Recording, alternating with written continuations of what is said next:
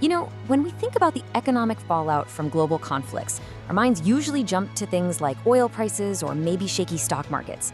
But the real story, the one that doesn't make the headlines, is often hidden in the details. Far from the battlefield, a completely different kind of fight is happening, a battle of paperwork, complex procedures, and sheer survival. And this battle, it's hitting the very engine of India's economy, its small and medium businesses. So take a look at this. This really captures the massive, complex web of global trade. But for many Indian businesses right now, that web is starting to feel more like a trap. For our micro, small, and medium enterprises, our MSMEs, the conflict in West Asia isn't just some distant news story. Nope. It's a daily, grinding operational struggle that puts their ability to compete on the world stage at serious risk. Okay, so here's how we're going to unpack all of this. First, we'll look at the war's invisible costs. Then, we'll get into something called the triple whammy that's hammering these businesses. After that, we'll try to find our way through the compliance maze they're stuck in, and we'll see why the playing field just isn't level. We'll also talk about the risk to India's competitive edge, and finally, what's being done to secure our vital supply lines. All right, let's dive right into those invisible costs. And I want to be clear, this goes way beyond just the immediate financial hit.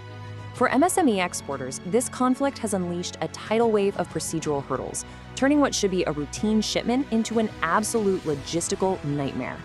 What's happening is that these exporters are getting buried under a mountain of new paperwork. Shipments are being sent on crazy new routes, or worse, sent right back to India.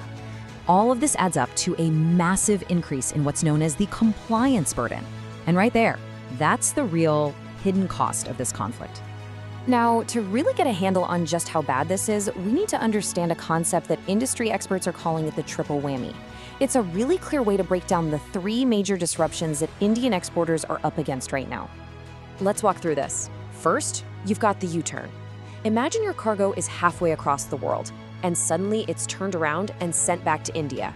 Now you're on the hook for storage costs, or even paying to ship it all the way back to your factory. It's a disaster.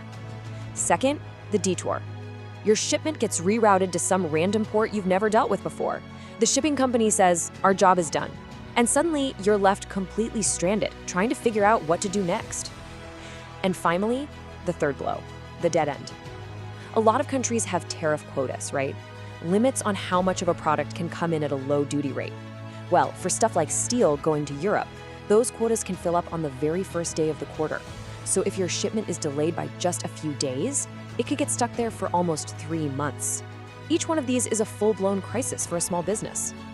And all this chaos, it leads us directly to the heart of the problem, this thing called the compliance burden. And trust me, this is way more than just an inconvenience. It's a complicated, punishing maze of rules that can absolutely cripple a small business. So what is this compliance burden we keep talking about? Well, it's basically the huge challenge of trying to keep up with a system that's constantly changing.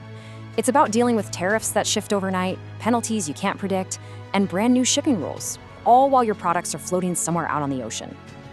And this maze is made of very real, very concrete problems. We're talking about exporters dealing with tariffs that change without notice and getting hit with penalties for delays they have zero control over.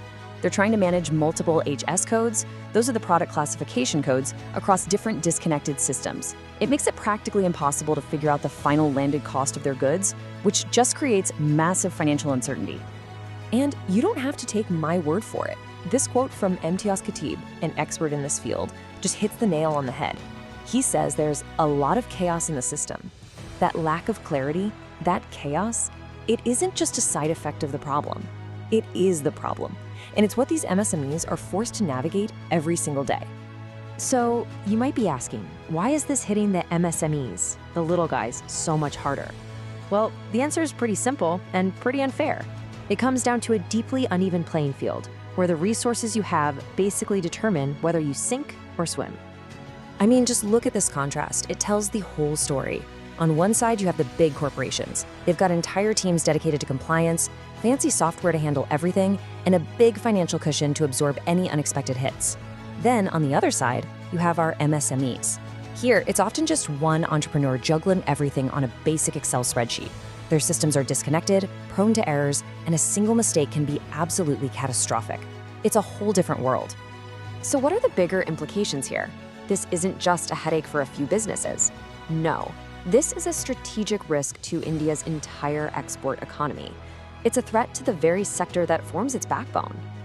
And this quote from K.E. Raghunathan really captures the crucial point. You see, the great strength of India's MSMEs has always been their agility, their ability to adapt and move fast. But this compliance crisis is slowly chipping away at that very advantage, threatening to make Indian exports less and less competitive on the global stage. So that brings us to our final question. With such a clear and present danger, what's being done about it? How do we secure India's supply lines and support these businesses? What does the path to resilience actually look like? Well, the good news is the government is taking notice. High-level meetings have been happening, bringing together key players from the Commerce Ministry, the Shipping Ministry, and various export councils. And having this kind of cross-departmental action is a big deal. It shows that this is being treated not just as a business problem, but as a national economic priority that needs a coordinated policy response. And that leaves us with a critical question, especially for those of you thinking about policy and public administration. This whole situation isn't just about surviving a storm, it's about re-engineering the ship. So how can India turn this crisis from a massive threat into a real opportunity? How can we build a more resilient system that doesn't just protect our most agile exporters today, but actually strengthens our supply chains for decades to come? That's the challenge ahead.